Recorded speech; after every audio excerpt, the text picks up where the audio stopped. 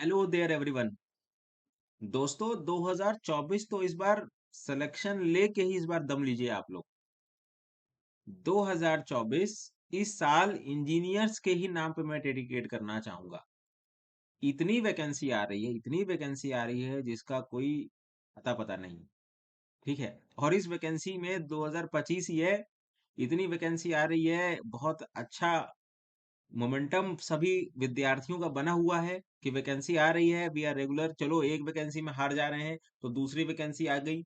तो मतलब आपको ब्रोकआउट होने की कोई दिक्कत ही नहीं है इस समय। आपको होपलेस, है ना, होपलेस होने की, निराशावादी होने की इस समय तो कोई जरूरत ही नहीं है, क्योंकि इतनी वैकेंसी आ रही है। आप इस साल का देखिए, बीटेक वालों के लिए तो यूपीपीएससी यही आ गया, बीपीएससी यही आ गया। मैं बार बार यही चीजें बोल रहा हूँ, बार बार आप लोग को रिमाइंड करवा रहा हूँ हर एक वीडियो में जितना मेरे से हो पा रहा है। बीपीएससी यही आ रहा है, ठीक है, आ चुका है मतलब, है ना। यूपीपीएससी का एग्जाम है 20 अप्रैल को है। और उसके बाद राजस्थान पब्लिक सर्विस कमीशन है, उत्तराखंड पब्लिक सर्विस कमीशन है एई वाला, एंड मध्य प्रदेश वाला है। ठीक है। और स्टेट जेई, एसएससी जेई है, आरआरबी जेई का अभी सीबीटी 2 होने वाला है। आरआरबी जेई 2025 लाइंड अप है। एसएससी जेई भी आने वाला है 2025। तो आपको अब क्या चाहिए? और इसी के साथ सबसे बड़ी vacancy airport authority of India की के तरफ से एयरपोर्ट ट्रैफिक कंट्रोलर, है ना। बहुत ही प्रतिष्ठित पोस्ट होती है ये, है ना। इसमें एआईएटीसी का आपके समक्ष जो कोर्स है वो केवल मात्र 999 रुपीज में है। विमान बैच हमने इसका नाम रखा हुआ है। ठीक है। तो आगे बढ़ते हैं, इसके बारे में आपको कुछ बताते हैं एआईएटीसी की। ये जो आप पीछे मेरे बैकग्राउंड देख रहे हैं, यहीं पर आप काम करेंगे दिन भर एसी में। ठीक है, दिन भर एयर कंडीशनर में आप काम करोगे। काम काफी पेचीदा होता है, काम काफी टेक्निकल होता है, काम काफी लॉजिकल होता है। इसीलिए इसमें जो काम का भी आवर्स है, वो आपका 9 to 5 जॉब्स की तरह नहीं होता। यहाँ पे आपको अमूमन 4 से 6 घंटे ही काम करने होते हैं, क्योंकि यहाँ पे जो आपका ब्रेन का जो वर्किंग कैपेसिटी है वो सबसे अटमोस्ट एट हाईएस्ट लेवल पे होना चाहिए। ठीक है।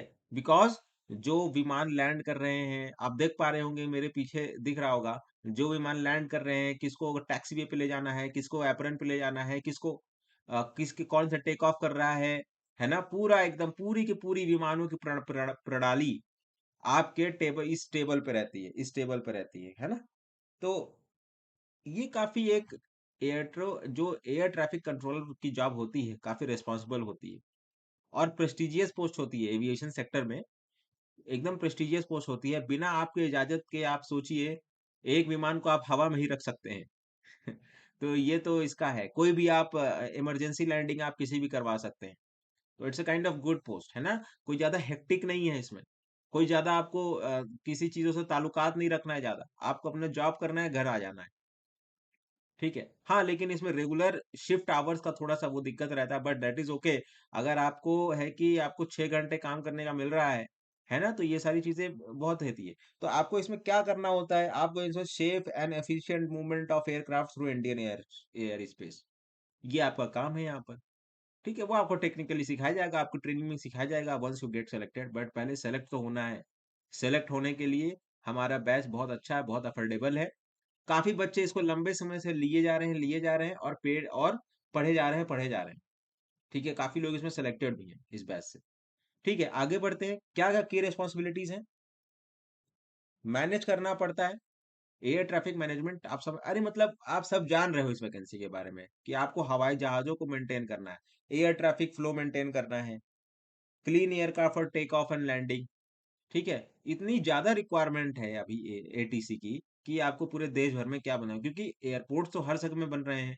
कम से कम अभी तो मेरे हिसाब से 220 एयरपोर्ट्स अभी और बनने हैं, 220 प्लस एयरपोर्ट्स देश भर में। ठीक है। तो अब उनके लिए एटीसी तो होगा, है ना, एक टावर तो होगा। और टावर में इंजीनियर चाहिए, टेक्निकल डोमेन के लोग चाहिए।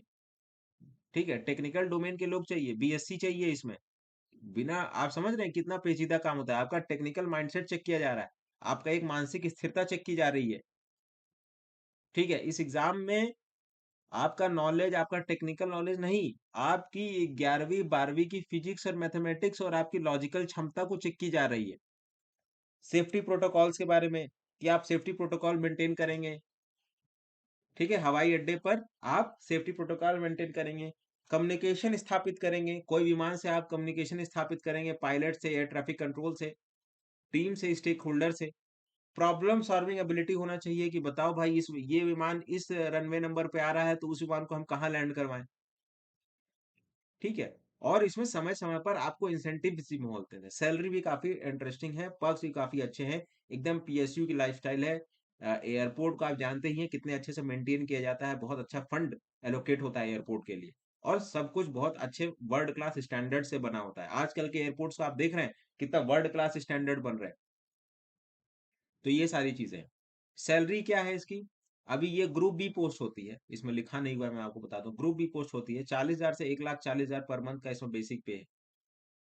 ठीक है। इसमें जो अभी जैसे आप सेलेक्ट हो जाते हो ना, तो आपकी इसमें सैलरी 13 लाख के आसपास रहेगी, 13 लाख, 13 लाख प्लस। ठीक है, 13 लाख प्लस आई डो, ठीक है। यहाँ पे इंडस्ट्रीज है तो आईडीए स्केल चलता है, डीए मिलेगा आपको, house rent allowance, medical allowance, other perks, PSUs वगैरह में पक्स वगैरह बहुत मिलते हैं, आए दिन आपको अटैची सूटकेस वगैरह ये सब वगैरह मिलता रहता है। ठीक है। इवन छोड़ते नहीं है, आपको टी बैग वगैरह ये सब भी मिलता रहता है। इसका सिलेक्शन प्रोसेस है, कंप्यूटर बेस्ड टेस्ट है, वॉइस टेस्ट ऑफ कोर्स रहेगा, आप बोल नहीं पा रहे हैं, आप शाकुफा बोल रहे हैं तो क्या फर्क पड़ जाएगा। ठीक है, वॉइस टेस्ट होना जरूरी है, प्रोनाउंसिएशन आपका बहुत अच्छा होना चाहिए। ठीक है, आप कुछ भी बोल रहे हो, सा को फा बोल रहे हो, है ना, का को का गा बोल रहे हो, दैट इज द थिंग, ये सब सारी चीज की जाती है, साइको एक्टिव सब्सटेंसेस चेक होते हैं। ठीक है, मानसिक स्थिरता की थोड़ी चीजें चेक होती हैं यहाँ पे। और इसमें क्या आपकी एलिजिबिलिटी है कि आप बैचलर डिग्री होनी चाहिए या फिर इंजीनियरिंग होनी चाहिए, इसके साथ आपका जो ग्रेजुएशन सब्जेक्ट है फिजिक्स एंड मैथमेटिक्स होना चाहिए, ये आपके ग्रेजुएशन सब्जेक्ट में होना चाहिए। तो बीटेक वालों के लिए, खासकर इसी सिविल मैकेनिकल, मतलब कोई भी बीटेक वाला, उसमें सब में तो मैथमेटिक्स M1 M2 M3 पढ़ते ही हैं, और फिजिक्स भी पढ़ते ही हैं फर्स्ट ईयर में, तो उनके लिए बहुत अच्छा मौका है, इसको जाने नहीं देना है। और मैं आपको बता दूं, इसका जो एग्जाम हो रहा है वो जून एंड में हो जाएगा, जून एंड 2025 में हो जाएगा। तो आपके पास समझ लीजिए कि मोटा मोटी 3 महीने हैं। ठीक है, 3 महीने में आप फिजिक्स केमिस्ट्री तो खत्म कर सकते हैं। अगर आप एसएससी जेई वगैरह की तैयारी कर रहे होंगे मे बी, या फिर आप कुछ भी कर रहे होंगे, तो आपका रीजनिंग तो पार्ट आसान होगा ही, आप मॉक लगा सकते हो, जनरल नॉलेज आपको पढ़ना ही है, इंग्लिश वगैरह आपकी मे बी ठीक होगी ही, एप्टीट्यूड इसमें आप प्रैक्टिस जितना करोगे उतना कम है। मेन कंसर्न है आपका मैथमेटिक्स और फिजिक्स। तो ये हमारा जो ये कोर्स है ना ट्रिपल नाइन का, जो ये ट्रिपल नाइन का कोर्स है हमारा, ठीक है, तो इसमें सारी चीजें एकदम बखूबी शुरू से पढ़ाई गई है। आप समझ रहे हैं मेरी बात को, आप जाके देखिए वहां पर, सारी चीजें रिकॉर्डेड हैं। आपको ज्यादा फैकल्टी के ऊपर रिलाई नहीं होना है कि ये सर आएंगे तो पढ़ाएंगे तब हम लिखेंगे नोट्स पे तब हम करेंगे, नहीं, ऐसा बिल्कुल नहीं है। सारा का नोट्स अवेलेबल है, और 1,000 रुपए में तैयारी हो जा रही है 3 महीने में, और क्या चाहिए आपको, 300 रुपए पर मंथ आपका पड़ रहा है मे बी, क्या दिक्कत है, कोई दिक्कत है नहीं है। आगे बढ़ते हैं तो कुछ हम इसका सिलेबस की बात कर लेते हैं, सिलेबस का देख लेते हैं। तो देखिए इसमें 2 पार्ट होंगे बच्चों, पार्ट 1 पार्ट 2। तो इसका पार्ट 1 होगा, ये टोटल 60 क्वेश्चंस रहेंगे, और ये टोटल 60 क्वेश्चंस रहेंगे, ये वाले दिख रहा है आपको, मैथ्स का 30 क्वेश्चन, फिजिक्स का 30 क्वेश्चन। ठीक। और 120 मिनट रहेगा, कोई नेगेटिव मार्किंग नहीं है, कोई भी नेगेटिव मार्किंग नहीं है, तो इसकी चिंता आप छोड़ दीजिए, आप बस स्कोर करिए, स्कोर करने पे ध्यान दीजिए। General knowledge and current affair पे वही, पॉलिटी, सिविक्स, पॉलिटी हो गई, हिस्ट्री हो गई, इकोनॉमिक्स हो गई, और sports and entertainment, capital countries वगैरह एंड ऑल दो वगैरह चीजें रहती हैं, मिसलेनियस चीजें रहती हैं, वो सब आपको पढ़ना है। और इस समय आप पढ़ भी रहे होंगे, आपका यूपीएई का एग्जाम होगा, आप मैकेनिकल इलेक्ट्रिकल सिविल के होंगे तो जीके करंट अफेयर तो पढ़ रहे होंगे, आपका आरबीजेई का एग्जाम होगा उसके लिए आप पढ़ ही रहे होंगे। हर एग्जाम में तो ये आता है, चलो इसका सोने पे सुहागा हो गया, चलो इसको एड ऑन कर देते हैं। आगे बढ़ते हैं, न्यूमेरिकल एप्टीट्यूड। ठीक है, सवालों का आपने RRB JE CBT one clear किया हुआ है, या फिर आरआरबी जेई सीबीटी वन के बारे में आप पढ़े हैं, कुछ नंबर से आप चूक गए हैं इतने हाई कट ऑफ में, तो चलिए इसको पढ़ लेते हैं, क्या दिक्कत है, ये आपका पहले से पढ़ा हुआ है। Are you getting my point? आगे बढ़ते हैं, रीजनिंग, ये फ्री का नंबर है, कोई दिक्कत है, कोई फ्री का नंबर है, ये डायरेक्शन डिस्टेंस ये सब तो आदमी बैठता है 30 मिनट में सॉल्व करके पूरा रख देगा। है ना? तो इसमें ज़्यादा दिक्कत नहीं है, आप चाहे तो स्क्रीनशॉट ले सकते हैं। I am giving you ample of time so that आप एक पेन पेपर पे लिख के अपने टेबल पे चिपका लो कि आपका ये टॉपिक हुआ पड़ा है। अगर इस टॉपिक के सवाल आता है, तो मैं फलाना इसको छोड़ूँगा नहीं, इसकी इसी सवाल की जान ले लूँगा। ठीक है? और जीके एंड जनरल एप्टीट्यूड का भी आपको कंटेंट रखना है। मेन तो आपका पॉलिटी वगैरह से 2-3 आर्टिकल क्वेश्चंस बन ही जाएँगे। ठीक है? उसके बाद करंट अफेयर ओरिएंटेड, बाकी आपको जनरल नॉलेज। आगे जब आते हैं इंग्लिश लैंग्वेज के लिए हो सकता है किसी-किसी को दिक्कत हो अगर वो सीबीएसई बोर्ड से ना पढ़े हो तो, आईसीएसई बोर्ड से ना पढ़े हो तो। लेकिन मैं कहूँगा कि अगर उनको दिक्कत है, तो आप हमारा कोर्स लाके परचेज़ करके लेक्चर देख सकते हैं, ज़्यादा नहीं है 30-35 लेक्चर है, 1 महीने में कवर हो जाएगा, फिर बाकी आप प्रैक्टिस क्वेश्चन करिए, क्या दिक्कत है? कोई रोका थोड़ी है, प्रैक्टिस है जितना करो। फिजिक्स 11वीं-12वीं के फिजिक्स है।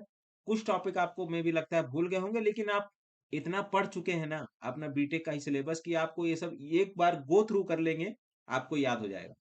गलत कह रहा हूं तो बताइए। ठीक है? मैथमेटिक्स जितना रगड़िए उतना कम है। एक बार मैथमेटिक्स आपको गो थ्रू करना होगा। अगर आप अभी फ्रेश पास आउट हुए हैं, तो आपको ये एग्जाम मस्त दिखना चाहिए। गेट 2000 जो दे रहे हैं, गेट 2025 में भी जिन लोगों का नहीं हुआ है, उनको ये एग्जाम देना ही चाहिए। ठीक है? तो और ज्वाइन करिए हमारा फिर ये बैच। ठीक है? सिलेक्शन लेके दिखाइए। और आपको अगर टाइम पास करना है तो आप कहीं और जा सकते हैं। मैं जो बोलता हूँ कॉन्फिडेंटली बोलता हूँ। अगर क्योंकि मैं भी आप ही की तरह हूँ, मैं भी आप ही के फेस से होकर आ रहा हूँ। ठीक है? और मैं कोई भी आपको चीजें ऐसी नहीं बताऊंगा जो वल्गर, मतलब कि जो एब्सर्ड हो। ठीक है? मुझे कुछ नहीं मिलता, इतना आप जान लीजिए, मुझे ज्यादा कुछ नहीं मिलता, लेकिन मैं आपके, क्योंकि कल आपको पढ़ोगे तो आप पढ़ोगे तो कल आप ही देश की तरक्की में साथ दोगे। ठीक है? तो आप इस बात को समझिए और पढ़ाई करिए हमारे विमान बैच से। तब तक के लिए मिलते हैं। इन द केस आपको अगर कोई भी जरूरत हो मेरे से या फिर गेट एकेडमी से, तो आप प्लीज कमेंट बॉक्स पे लिखिए। वीडियो पसंद आए तो लाइक कर दीजिएगा। Thank you.